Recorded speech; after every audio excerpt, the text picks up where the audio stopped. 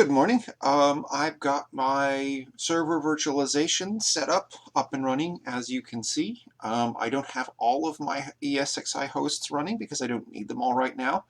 I'm going to be doing a couple videos this morning. One of them is I'm going to demonstrate very quickly that you can add an ESXI host to a Windows Active Directory domain. The first thing I'm actually going to do is demonstrate this by showing you that I've already done it. Then I'm going to do it again I've done this with my first host. I'm going to do it with my second host. It's really actually very easy. So let me first look at my, you know what, hold on. Let me do this from, I could do this from my domain controller, but I could just as easily do it from my other system. Stop that. Yeah.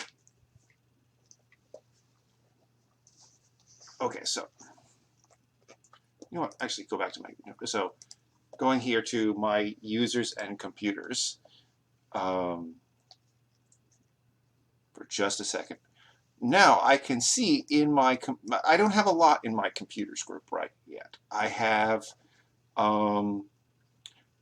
my file server. I had my one Windows 10 client. I have one of my ESXI hosts. I kind of thought I was working on two. Oh yeah, I was working on two, not one. Interesting.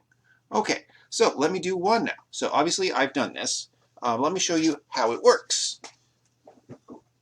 So I'm going to log in right quick.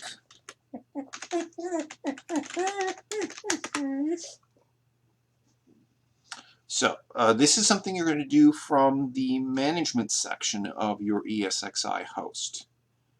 Boom.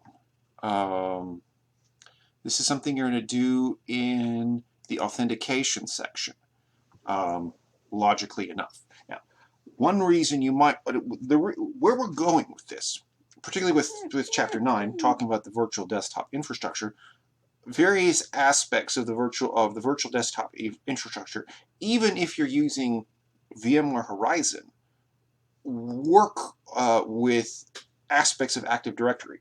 You can essentially put your virtual desktop clones or in organizational units, OUs, in Active Directory.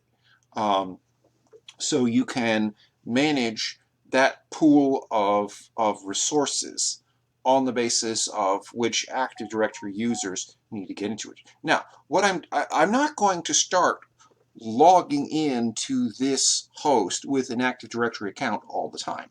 I'm going to continue to log in locally, but what I'm trying to do is place this host into the Active Directory so that if I need to manage it later using Active Directory tools, I can do so.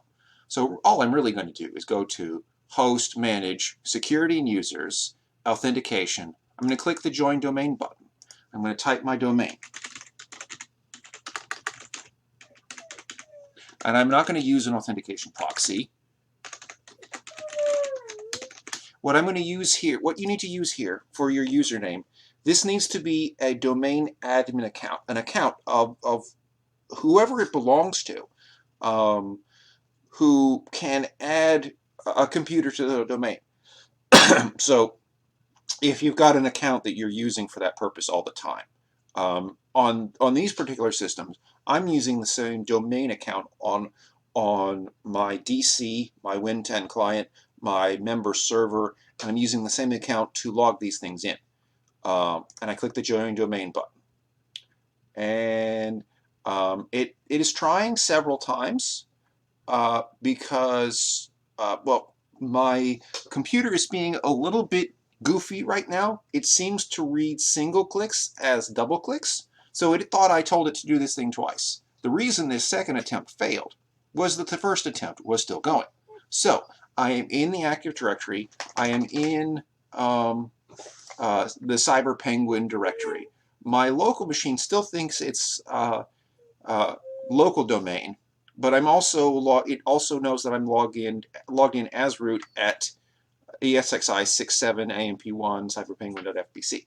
So I could just as easily do the same thing on 3 and 4 if I decided to. That's really all there is to it.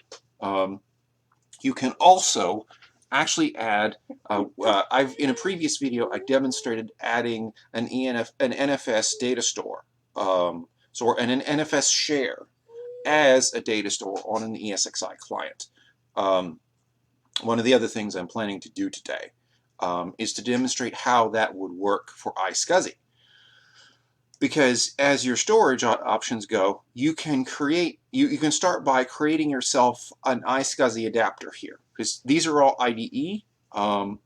This is a local SCSI controller. I would have to create an ESXI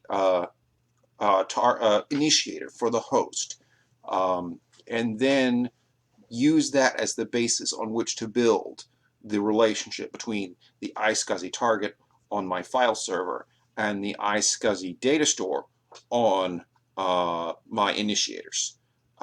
So there's that. That'll hopefully that I plan to do that later.